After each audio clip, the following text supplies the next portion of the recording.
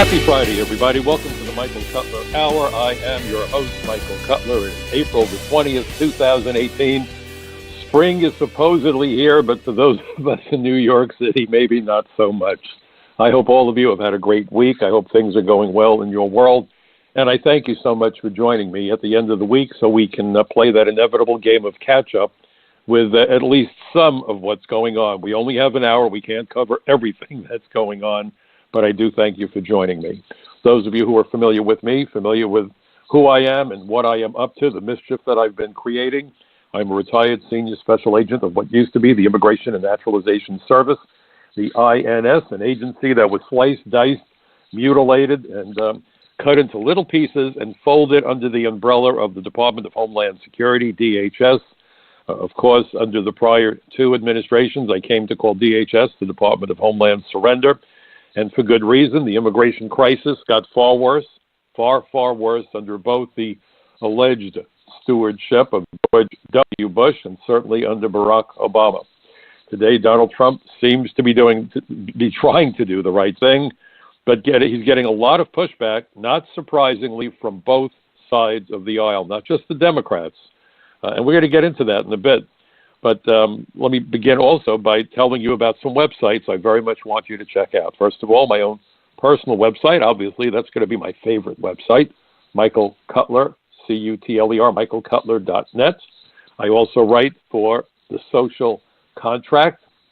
In fact, they just published a booklet that I wrote. I believe it's 34 pages long. It's a pocket-sized booklet, and it's kind of like the old Constitution that they used to give out in class that was provided by an insurance company. I don't know that they even do that anymore, but I remember those little booklets with the Constitution, and I've seen newer editions. It's about that size, and it focuses on immigration fraud. 3 forms of immigration fraud. You may be wondering what they are, so I'll tell you. We have document fraud, people with documents or people who are using other people's documents, for example, birth certificates and marriage licenses, marriage certificates, diplomas. Also, ID that may be counterfeited, may be photo substituted, where they put their photo in place of someone else's, or perhaps where they got legitimate documents from the appropriate agencies by concealing their identities or other things in their background that would otherwise prevent them from being able to get those documents. And then, of course, we have fraud schemes, and we've all seen it in the movies, the marriage fraud, that kind of business. Well, there's a third kind of fraud also. And that's the fraud being foisted on the American people by the news media and by the politicians from both sides of the aisle, not because they lean left or right, but because they lean globalist. That's the issue.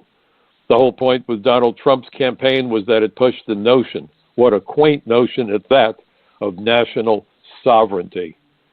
Boy, nothing strikes fear and anger into the hearts of the globalists more than that one word of sovereignty. I was at a hearing, and a guy that was affiliated with the U.S. Chamber of Horrors. Did I say Chamber of Horrors? That must have been Freudian. Chamber of Commerce, same difference.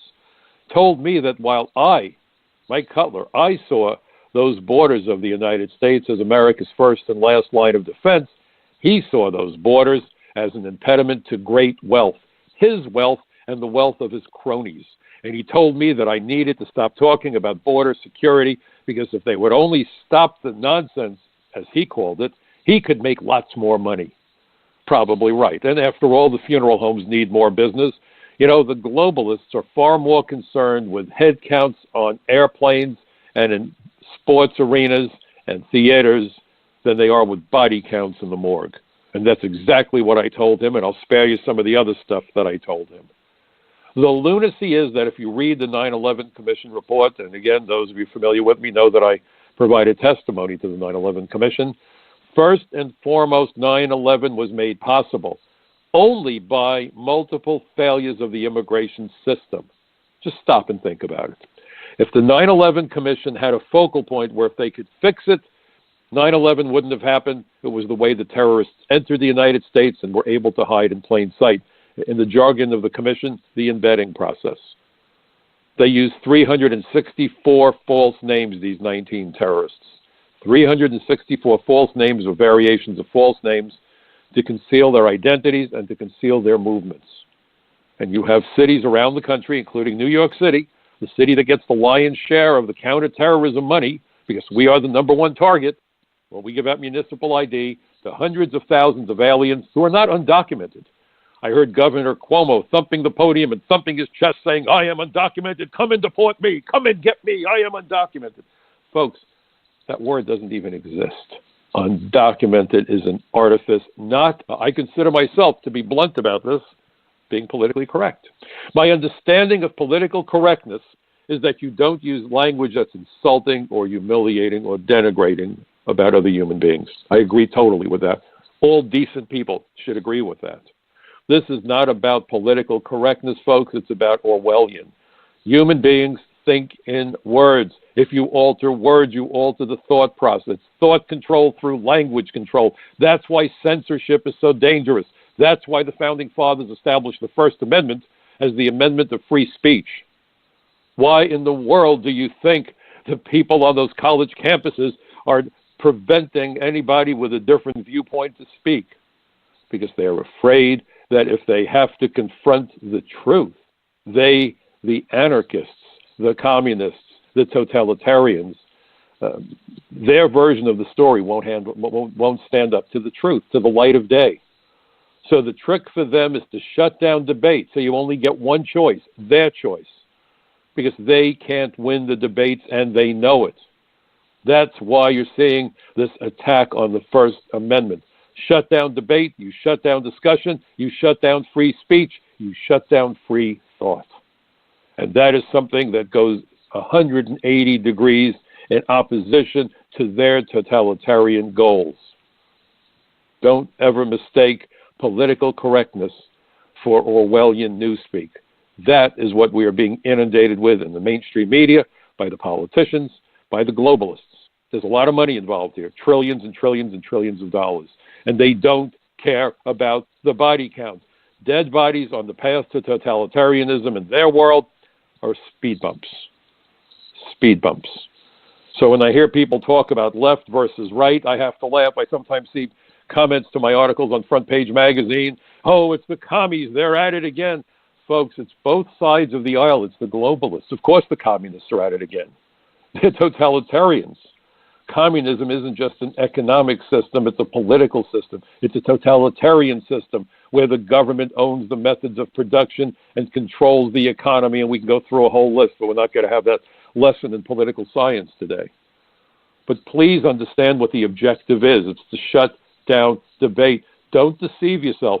Don't tell yourself, oh, well, if someone's a conservative, he's on the right side of this. Not necessarily so. Not necessarily so. I've heard globalists like Ted Cruz, whose wife is on the Council on Foreign Relations, wanting to take down the borders. Ted Cruz wanted a 5-fold increase in the number of H-1B visas. Let's put more American high-tech workers out of work. Let's take those ton of money getting those degrees in the STEM curricula, science, technology, engineering, math. Let's make sure they never get a job, not unless they're willing to accept third world wages. When you import enough third world workers who bring with them third world expectations of wages and working conditions, then America, folks, becomes indistinguishable from a third world country. The goal is to destroy the wage structure of middle-class America. Read it in George Orwell. Go and read 1984. It's an eye-opener. I know so many people have told me, read this book and read that book. If you want to understand what's happening with the media, with everything, it's a relatively short book. It's an eye-opening book. It's 1984 by George Orwell. Please take the time. It'll just take you a few hours. Read the book. You will never listen to the nonsense being spewed in the mainstream media the same way ever again. This is about thought control through language control. So when we hear this nonsense that aliens who run the border are undocumented, that's a lie. How did he enter? He entered undocumented. It's not even a verb. What does that mean? What does it mean? He entered without inspection. When I was an INS agent, if my boss walked by my desk and I was processing some person that I had arrested, my boss might say to me, well, who did you arrest, Mike? And I might say, well, I got an Iwi from Argentina. Iwi, E-W-I, entrant without inspection. I didn't say I arrested an undocumented. That's an absurdity. And you know what's so remarkable is Chuck Schumer, one of the 8 gangsters, the ringleader, I would argue, the architect of the agricultural amnesty, of the '86 Reagan disaster. Both sides of the aisle, and I don't want anyone saying, well, Reagan said it was his biggest mistake. I don't buy that. I don't buy it. In fact, and I had my disagreements with O'Reilly when he was on Fox News, but he had made a whole big point about how much research he did and couldn't find a single quote attributable to Ronald Reagan, at least publicly, where he said this was a big mistake. The people who worked for Reagan have all said this was a big mistake. But understand that the Reagan amnesty included a provision whereby people who worked on farms were able to get lawful status. And the ramrod behind that lunacy was Chuck Schumer. Chuck Schumer was at the time my congressman representing Brooklyn. There's no farms in Brooklyn. This was a stunt to flood America with more foreign workers.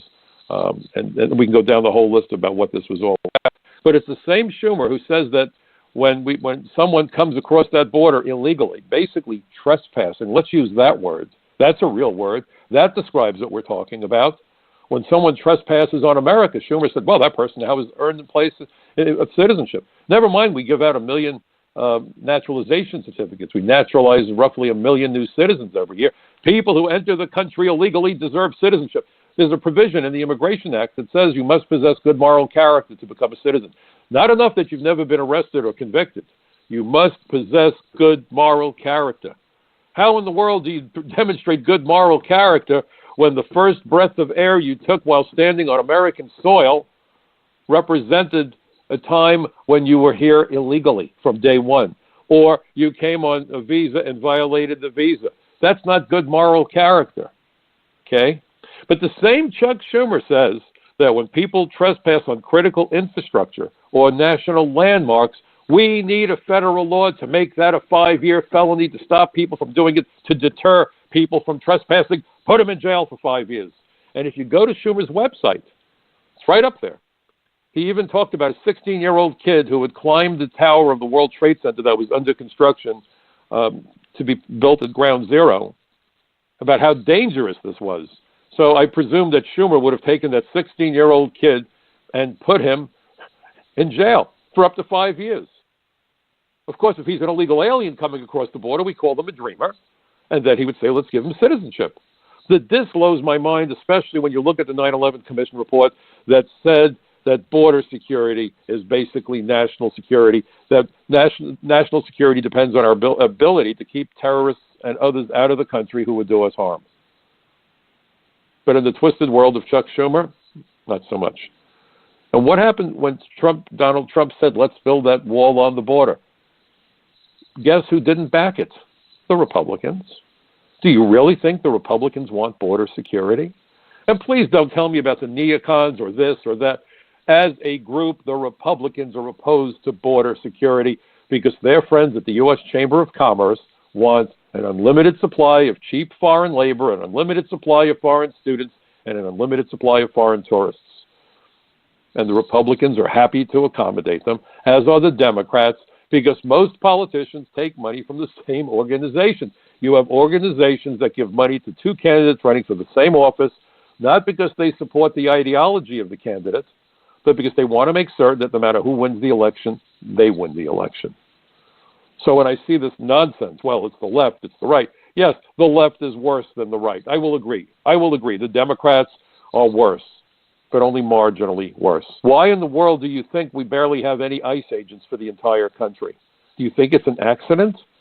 We've hired over 20,000 Border Patrol agents. We have 6,000 ICE agents. And the way that George W. Bush put ICE together, put DHS together, flew in the face of the Homeland Security Act, the enabling legislation that created DHS. In fact, I was at a hearing where John Hostetler, the then chairman of the House Immigration Subcommittee, and I've testified before that subcommittee numerous times, discussed how the way that DHS was cobbled together made it impossible to secure the borders or enforce the laws, the immigration laws, and protect Americans. At the time, John Hostetler, the chairman, is a conservative Republican. He was furious. He was on the right side of the argument. Of course, he's no longer in Congress. You have to wonder how that happened, boys and girls. But understand, the reason you don't have enough ICE agents is very simple. If you have enough ICE agents, they will arrest illegal aliens. They will find the employers who knowingly hire illegal aliens. They will go after the fraud. So guess what? They don't want immigration agents out on the street. They, the people in power, both parties, because you have lawyers on both sides of the aisle, immigration lawyers.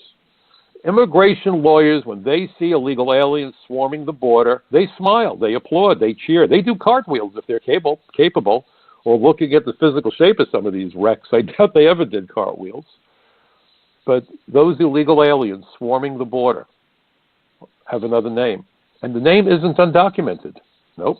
The name isn't unauthorized. Do you know what lawyers call aliens who enter the country illegally? They call them clients. Have you ever seen a lawyer turn away clients? What do you think the term ambulance chaser relates to? Well, how many members of Congress are coyote chasers? And coyote in street jargon in Mexico is an alien smuggler. Please understand what you're looking at. And if you go to the American Immigration Lawyers Association website, AILA, and you have members of Congress that are involved with AILA, both sides of the aisle, Democrats and Republicans, there they are. They are immigration lawyers, and when they leave Congress, and one in particular, and he's the chairman right now, is leaving Congress. He's an immigration lawyer. No doubt he'll be practicing immigration law when he leaves. So when they look at this whole situation, they say, wow, this is wonderful. When I leave, if we don't hire enough agents, we won't discourage people from coming here.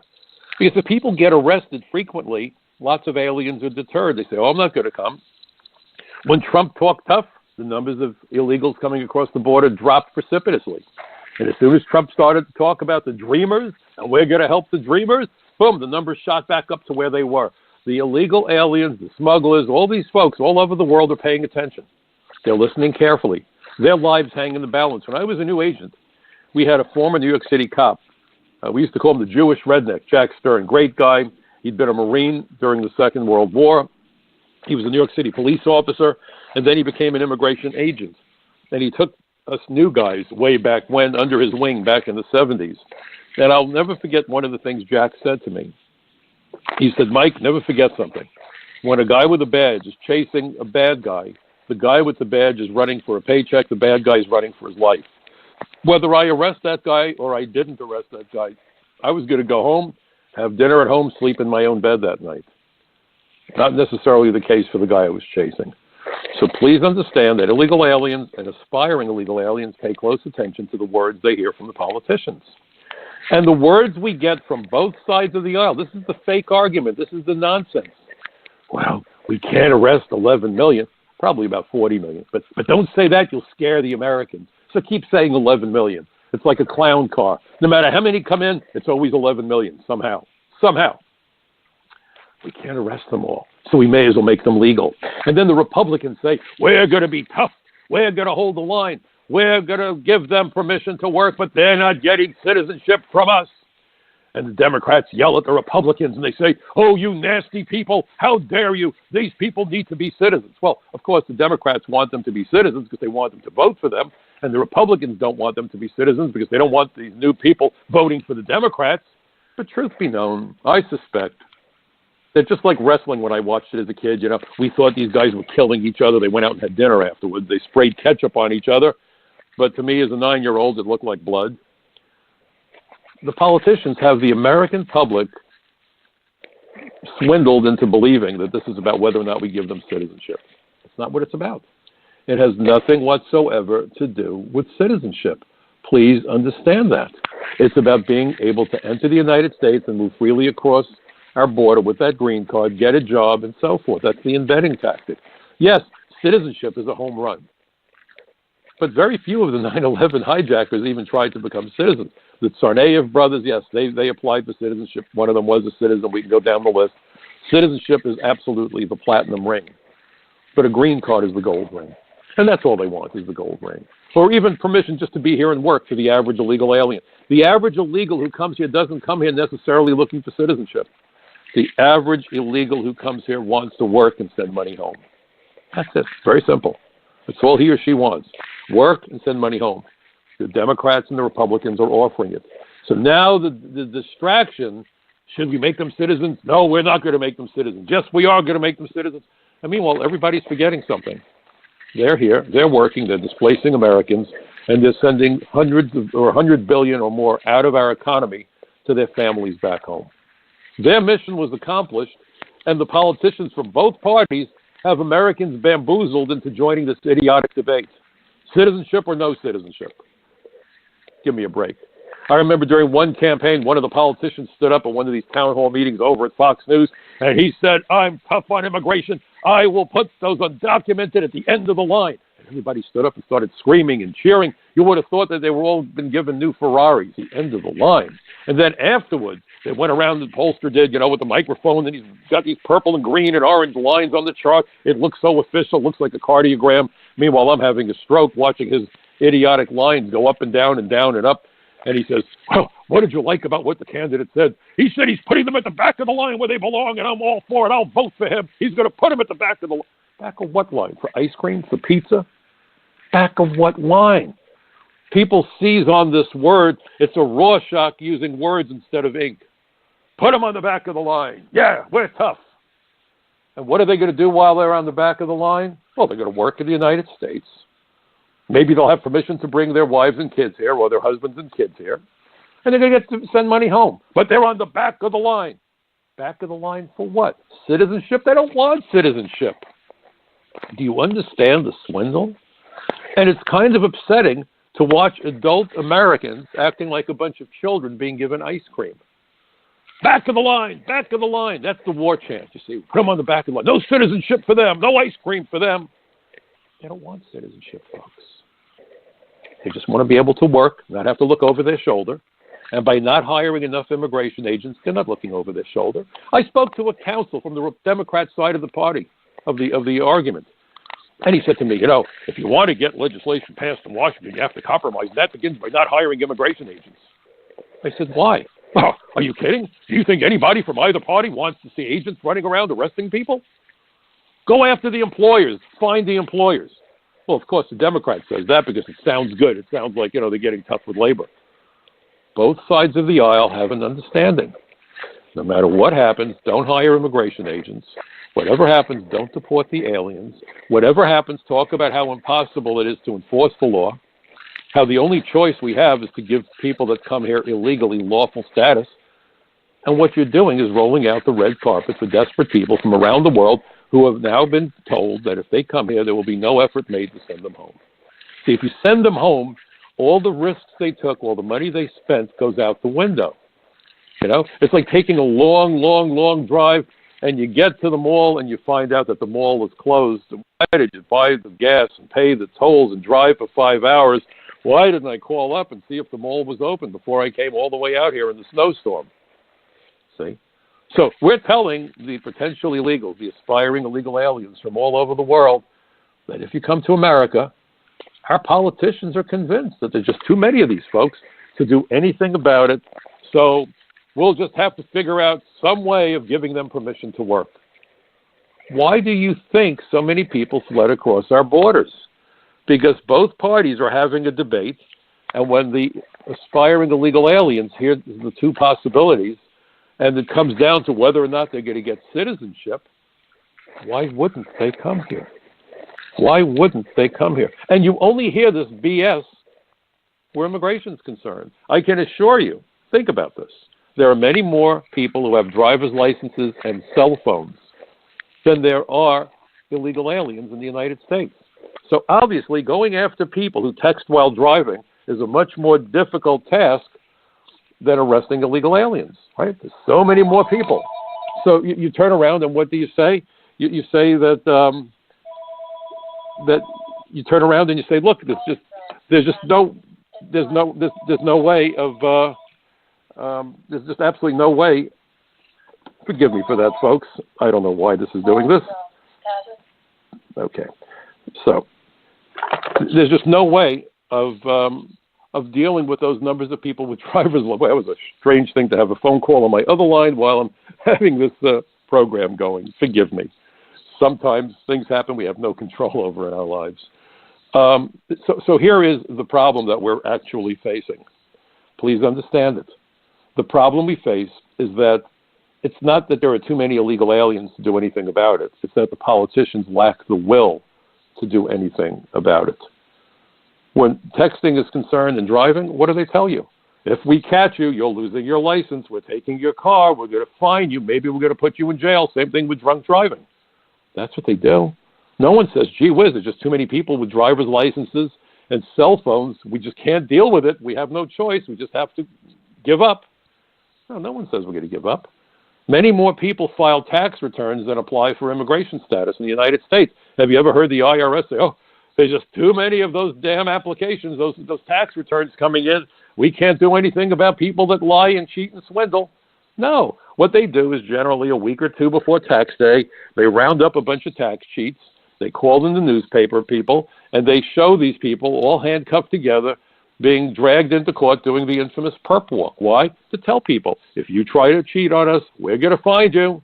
Don't think we won't, and we're going to hammer you. You're going to jail. We're going to empty out your bank account. We're going to take your house from you. Don't even think of cheating.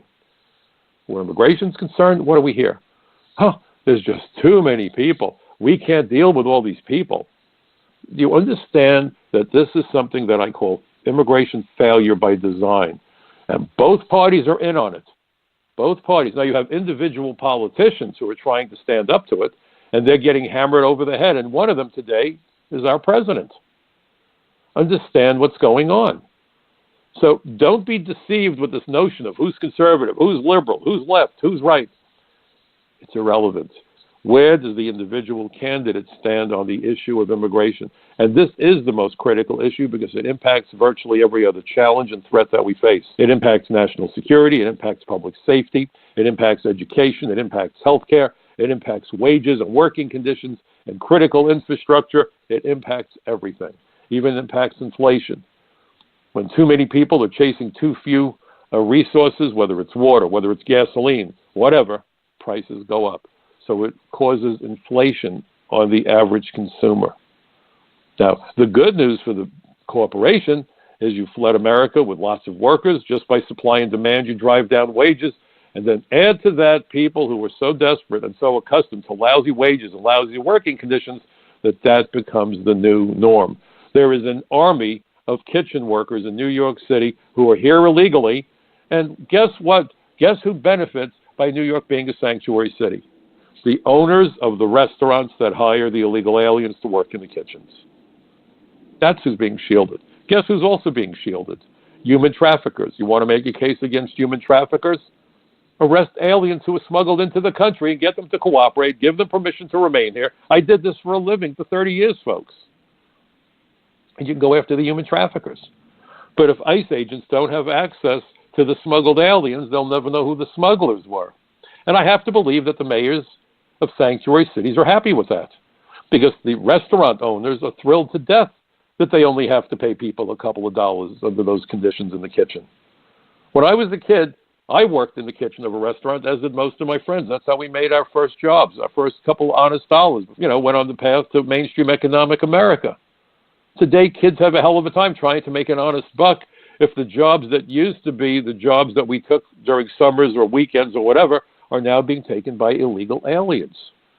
So there's fewer opportunities for kids to join mainstream economic America, particularly in America's tough neighborhoods and among American minority children. It ripples through the economy. And then I wrote this article for Front Page Magazine, frontpagemag.com. I'm very proud that I've been a columnist for Front Page for quite a while, several years now. David Horowitz Freedom Center, runs the Front Page Magazine website. David does tremendous work. I'm proud to be affiliated with him and the Freedom Center. And my article was Jihadis and Drug Cartel at Our Border. And what I wrote about is what is actually happening in Mexico. Last year, believe it or not, it's estimated that 29,000 people plus were killed in Mexico. 29,000. Why on earth would you not want to do something to shield our border from that crime and corruption and drugs and violence pouring into the United States? It doesn't make any sense. It doesn't make any sense. As a homeowner, if the police tell you that they're looking for somebody who's armed and dangerous, you double, triple lock your door. You don't go for long walks, We're looking for a bad guy. You lock your door. You circle the wagon. Think of that old expression, right? create a border by circling the wagon. Isn't that what they did in the Wild West when they were under attack? Circle the wagons. And here you have the anarchists saying, oh, come one, come all. We don't even care. They've been letting, if you've been looking at the news, they've been letting MS-13 and other violent gang members out of jail rather than have immigration take them off the street. So they'll kill some more people. Hey, they got to do something to stay busy. Think about it. And who's the most likely victim of the violence perpetrated by transnational gangs, whether it's MS-13, the Russian mob, Asian organized crime, the Jamaican drug posses, Middle Eastern gangs? Doesn't matter. The European gangs. Human nature is human nature. This isn't about Latinos. That's another disgusting lie. The Latino voter wants open borders. No, he doesn't. No, she doesn't. I don't care what your flavor is. I don't care what your religion is. If you are rational, whether you lean left, right, center, whether you pray or you don't, I don't care. Everybody essentially wants the same thing from our government. They want the military to keep America's enemies as far from our shores as possible.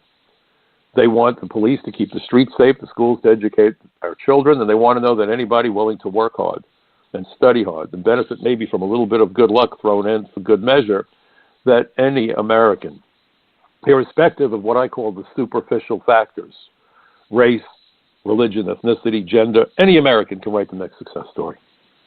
Period. Who in their right mind says, oh, I hope those borders stay open. I want my kids to go to school with gang members. I want my kids to have to dodge bullets on the way home today. How wonderful. He'll get exercise. She'll get exercise. Are you crazy? But that's the nonsense. If you want to appeal to the Latino voter, you got to let in the criminals, the gangs, and the terrorists. Really? Honest to God, you believe that? That's a disgusting form of profiling and stupidity. And people fall for it, some, but increasingly fewer. And that's why you're seeing what you're seeing in California. People are looking at Governor Moonbeams and saying, what in the world are we doing? This thing is by not making a distinction between lawful immigrants and illegal aliens. Think how humiliating and infuriating that is to lawful immigrants who spend years waiting to come here. They're all excited. We're coming to America. We're coming to America. I'm going to get my share of the American dream. They come to America, and people look at them sideways because, hi, I'm an immigrant. Now, when I was a kid, someone said I was an immigrant. You know, we invited them in for dinner. Wow, they come to America. That's great. They want to be part of America. Today, when people hear the word immigrant, they're thinking about illegal aliens because Jimmy Carter and these alleged journalists, some journalists, and the politicians from both parties are talking about the immigrants. We're going to protect the immigrants. If you're a lawful immigrant, you don't need protection from immigration enforcement. You need protection from the illegal aliens. You want to protect the immigrants? Get rid of the criminals in their communities. So they come here, people look sideways at them, and then the people they thought they got away from, the thugs, the criminals, the gangbangers, to their horror, they find out they're here. They followed them over. Now, what's dangerous about transnational gangs is they're in the position to do harm to the family members of people in those immigrant communities back in the home country if they don't cooperate with the thugs. It's a nightmare of unbelievable proportions. I confronted it when I was out on the street as an agent. I spent half my career with the Drug Task Force. It was outrageous. And it wasn't as bad then as it is now, thanks to George W. Bush, Bill Clinton, Barack Obama. It doesn't matter. The globalists. The globalists. But if you look at what's going on in Mexico, when you look at what's going on in Latin America, my article is all about it. Please go to frontpagemag.com. If you like my article, please post it on Facebook or other social media. The same thing with my radio show. I want to get as many people as possible to understand the nature of the threat that we're facing. Because please understand that if you look at what is happening in Mexico, you have terror training camps in the tri-border region of Brazil. Hamas, Hezbollah, they're clients of Iran. They're clients of Iran. And Iran is flying their Quds forces, their shock troops, if you will, into Venezuela as a matter of routine. Latin America is saturated with men from the Middle East, and it's not difficult for Muhammad to morph into Miguel. If you stay in Latin America for a few years, you learn the language, you wear the appropriate clothing, you become familiar with locations and so forth, it's not that difficult for somebody to come across the border and claim to be from Latin America when in reality they're here from the Middle East. It's a difficult situation. And I can tell you as an agent, I've sat across the table from people and I was stumped as to where they came from. So understand the risk that this exposes us to in terms of terrorism, in terms of crime, the impact it has on American jobs. And so let me reinforce a point that I started out with, the idea about left versus right. Breitbart just ran a story 3 days ago. So here's the headline. Fasten your seatbelts. Dreamers are among our best and brightest. Koch brothers to push amnesty with 7-figure ad campaign. Now, please don't tell me that the Koch brothers are liberals or Democrats. They aren't. They aren't. The Koch brothers are gazillionaires, and they're going to spend millions of dollars on a program that they refer to as the Libre Initiative. Libre meaning freedom. Yes, they want to free up Americans. They do. Their goal, apparently, is to free up Americans from having to schlep to a job every day. How do you do that? You get them displaced by foreign workers. That's how. The Dreamers is the biggest scam that I think I've ever witnessed since I've become involved with the U.S. government. This is a scam to end all scams. This is a scam that eclipses Bernie Madoff like you wouldn't believe. And most people don't realize it. So let me give you a quick background, and this is what the Koch brothers are backing. A massive legalization program for unknown millions upon millions upon millions of illegal aliens. And you're probably saying, what is he talking about? How many children could there be? Well, the whole thing is a scam. Now, if you've been familiar with my writing, familiar with the program, you probably know pretty much what I'm going to say.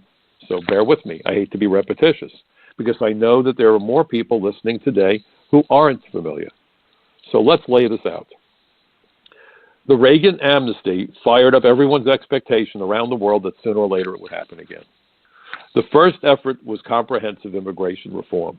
And I wrote an op-ed for the Washington Times wherein I came to call it the Terrorist Assistance and Facilitation Act. Senator Sessions back then in 2007 liked it so much he quoted me from the floor of the Senate on 3 or 4 separate occasions with attribution.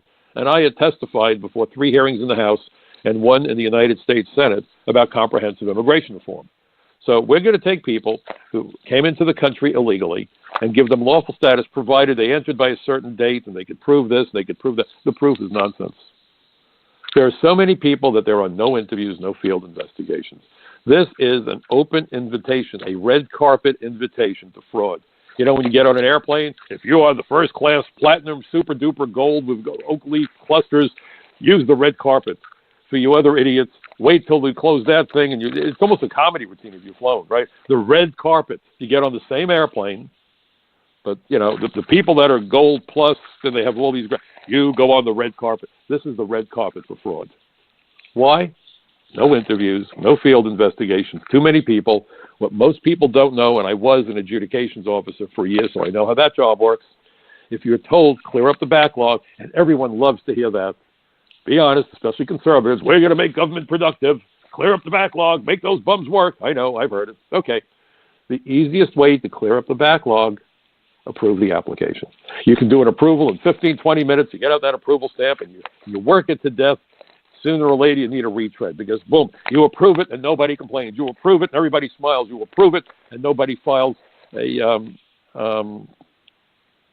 challenge to that approval. They don't appeal it. Why would you appeal getting a green card? That's the name of the game.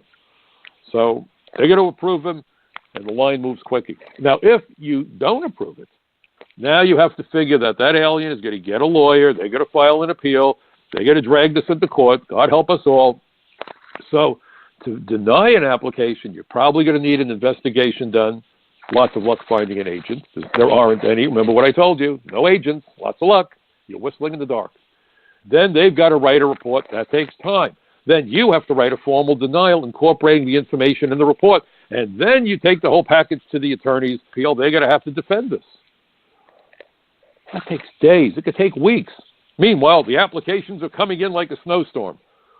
So if you dare to try to deny more than maybe 1 or 2 applications every few months, you might as well be shoveling a blizzard with a teaspoon.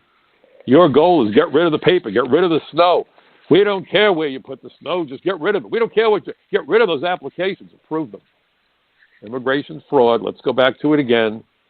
The 9/11 Commission warned us that that was the key practice of the terrorists to embed themselves, hide in plain sight. This is madness. This is a prescription for a national disaster. So, comprehensive reform couldn't get it through. Jeff Sessions was kind enough, I'm looking at it right now, sent me a wonderful certificate in which he said that he believed that his ability to quote me from the floor of the Senate during the floor debate enabled him to convince enough of his colleagues to vote down bad legislation. So you would have thought, okay, they voted no, it's done. Not so quick. They tried again, didn't work again. So then Obama comes along, and what does he say? Congress failed to act. What did they fail to act? They voted no. That's not a failure to act. Again, it's a lie. Congress, and everyone knows. Remember how Obama used to say that? Everyone knows. No, everyone doesn't know. So Congress failed to act, so I'm acting. A year earlier, he said he didn't have the authority to do this. But he decided, what the hell? So he gives all these illegals, almost 800,000, temporary permission to work in the United States. And if you look at the 9/11 Commission report, that's the kind of program exploited by the terrorists. And so Obama does that, and the election comes and goes. President Trump says, I'm not going to allow this. I'm going to deport the Dreamers. And there's riots and people saying they're screaming and ranting and threats of violence. The aliens hiding in the shadows came out from the shadows, kind of like Groundhog Day, I guess, and demonstrate every year. Maybe it's a new version of Groundhog Day for illegal aliens. They're hiding in the shadows except when they're rioting and carrying the flags of other countries. You got to love this. So the Dreamers is really an end run around comprehensive immigration reform. So we wind up with DACA, right? Everyone knows what DACA means, maybe because it rhymes with caca. Well, DACA is actually the DREAM Act once again. Now, here's again a bit of interesting use of language. We've been told don't use the word alien. Remember, I started talking about that this evening. Terrible word. They're undocumented. They're unauthorized. Don't say alien. The A in DREAM Act, the A in Dreamers, is alien minors. Suddenly the word alien became palatable. Why? Because they could use it to further this narrative about these poor people. Now, if you ask most people how old the Dreamers are, how old the DACA kids are, and you listen to the news reports, including Fox News, what do they say? Oh, this is legislation for aliens who are brought here, no, immigrants who are brought here as children. Not necessarily, folks. Because they could be as old as 35 in the DREAM Act, 31 when Obama did it. So anybody who was 31 back when Obama did that in 2012, I believe it was, could now be in their mid-30s. Mid-30s. So how do we know when someone entered the United States if when they entered the country, they ran the border? No record was created of their entry. There's no way to interview all these people. Forget about field investigations. So what do you think is going to happen? The opportunity presents itself to lie about entry data, to lie about your real ID. When Ronald Reagan gave us the first amnesty, the first estimate we were given, and I got this from people who came in from Washington to brief us, we believe there's 1 million, 1.25 million. They were squishy. That was how many illegals were going to come out of the shadows. By the time the amnesty of 86 was done with, between 3.5 and 4 million aliens came out of the shadows. So now you have all kinds of numbers. How many illegals are in the country? 11 million, 15 million, 30 million? No one knows. Nobody knows. And so now you have the Koch brothers saying, we're going to support the Dreamers. Because what they are hoping, and I can assure you this is what they're looking for, is that we could wind up with 10, 20, 30 million aliens getting amnesty. Because ostensibly, they came as children. Why not make it that any alien who was born at a young age qualifies? It's about as dopey as this gets. Because once again, the American people are falling for the lie. They came as children. The word they're leaving out, critical word, claim that they came as children. If you can't verify the entry date, it doesn't matter.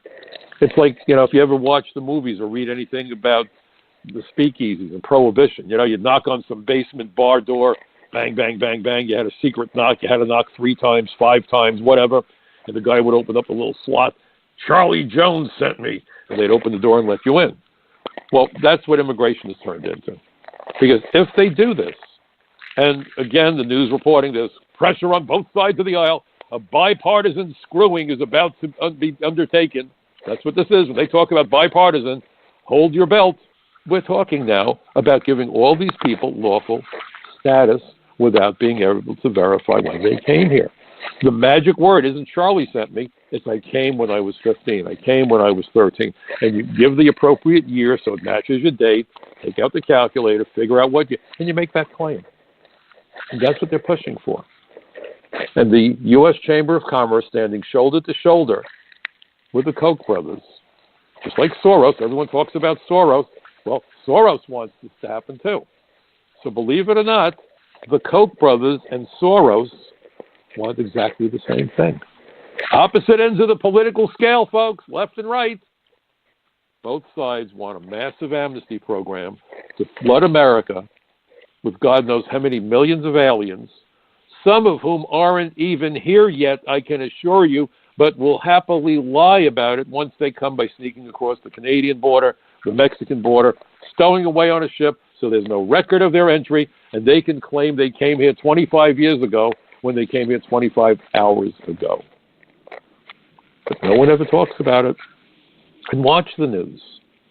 When there's a military story on, there's no shortage of former generals and commandos and Navy SEALs and you name it, and they're there.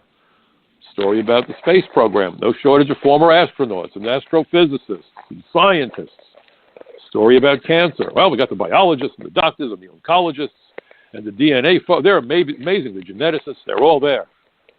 If there's a kidnapping, an FBI profiler who just retired comes on. If there's a murder, no shortage of retired detectives. When the story turns to immigration, forget about an immigration agent coming on. Oh, no, we can't have that. So they'll bring in a radio talk show host. They'll bring on a pollster. What does that mean? Or a political consultant. Boy, I'd like to know what the qualifications are to be a political consultant. And they come on and talk about it. And they start to talk about the Latino voter. And they spew all kinds of nonsense that makes no sense to anybody. And by the time this segment ends, nobody knows anything except what the media wants you to know. What the Koch brothers and Soros and the U.S. Chamber of Commerce and the American Immigration Lawyers Association and La Raza and Mecha and LULAC, what they want you to know. What do you know? They came as children. And they're the best and brightest. Nancy Pelosi stood on the floor of the House of Representatives and described the dreamers as the best of the best of the best of the best. Really? What does it take to be a dreamer? Do you know what it takes to be a dreamer, folks? When you boil it down, you have to be an illegal alien. So you have the former Speaker of the House of Representatives, a woman who at one point, and she's hoping to do it again, God help us all, wants to be in the succession to the presidency of the United States, describe dreamers as the best of the best of the best of the best. And what's the bottom line that identifies dreamers? They are illegal aliens who may be lying and claim they came as kids. That's all it takes. That's all that it takes. Doesn't talk about education, language proficiency. They are the best of the best of the... And I heard this, and I said, who in their right mind could listen to this, have a stomach ache or a headache or want to scream and do the twist and shouts? So now, what was the headline at Breitbart, folks? Let me read the headline again. These are the Koch brothers. These are the Koch brothers. Breaks my heart to have to read this. It infuriates me. Dreamers are among our best and brightest. A bunch of them have been found to be gang members with criminal convictions, but they are our best and brightest. And the Koch brothers are putting the money where their mouths are. They are whipping out that checkbook, and they're going to send millions and millions and millions and millions of dollars to make sure that these illegal aliens, who are much better than Americans, because they hate Americans, because Americans expect living wages, God help us, these are the best. We need them. We don't need you. We're going to displace Americans with foreign workers. We're going to get those wages down one way or the other. Those Americans, they demand too much. They demand too much. Never mind that we have American kids living in poverty. If you look at some of those neighborhoods where America's minorities live, if you call it living, I was on those streets for years doing drug investigations, firearm investigations. I couldn't wait to get home at the end of the day. Buildings with no heat in the wintertime, no air conditioning in the summertime. You walk into an apartment and flip on a light switch, and you treat it to something that we used to refer to as the moving wall. Moving wall. There's so many insects in the apartment that when you flip on the light switch, The bugs all scatter on the walls. You can't even tell what the color of the paint is because the insects cover the damn wall. It looks like the football stands with the fans doing the wave. That's how these kids are living. No opportunities for a decent job to get started, to begin to build a resume. You know, the old problem, you can't get a resume without a job, but you can't get a job without a resume. These kids are SOL, out of luck, okay, because they don't have the opportunities. So very often they wind up having minor scrapes with the law to get a couple of bucks together so they can take a girl they like to go out and get some pizza or go to a movie. I'm not turning social worker, but let's understand reality. We can be as, ridiculous about this as we want, but that's the truth on the street. So when they see a guy with a badge headed their way, they don't see a friend but an adversary. So the cop gets raised up because the kids react to them in a hostile way, and we're off to the races. But nobody wants to talk about this. And when I've tried to confront members of Congress from both political parties, including members of the Black Caucus, they don't want to have that conversation because they're too busy taking money from the U.S. Chamber of Commerce and the Koch brothers and Soros. That's what's happening to America. Sold out. I wrote an article a while back. I called it The Fencing of America. Not that fence. You see, a fence in law enforcement is somebody who sells stolen property. Our country, folks, is being stolen from us and being sold by the politicians to the highest bidder. That qualifies those politicians as fences, you see. So please wake up. Please think through this. Don't look at some candidate and say, oh, there's an R after his name, he's a good guy, or there's a D after her name, she's a good candidate. No. Look at where they stand, particularly on immigration. And don't listen to this nonsense about there's too many here and all this other garbage, and we're only going to give them, permission to work. They're not getting citizenship. Folks, that language, that argument is designed to obfuscate the truth.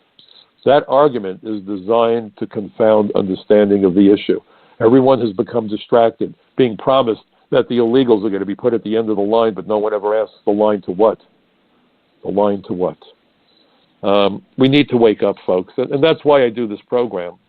And I hope that if you like the show, that you will tell as many of your friends and neighbors and colleagues about it. Look at my articles, read them, pass them along. Again, please make use of social media, any way that we could spread the information. I call it my Bucket Brigade of Truth. Please go to frontpagemag.com, go to the Social Contract. Occasionally I post articles for Newsmax. And certainly go to my website, michaelcutler.net, and get everybody involved. The elections are coming. They're coming quicker than we can imagine. These are critical elections, folks. There's much hanging in the balance. We need to get the candidates who truly represent the best interests of America, and especially Americans. I thank you for joining me this evening. And I just want you to all remember what I always like to say at the end of my programs. I want to remind you that democracy is not a spectator sport. Please get involved. I'm counting on you to help me out here, to help all of us out here, because it's not just about us, it's about our children, it's about our children's children. As I say, join my Bucket Brigade of Truth, because democracy indeed is not a spectator sport. We'll see you next week. Have a great weekend, everybody. Good night.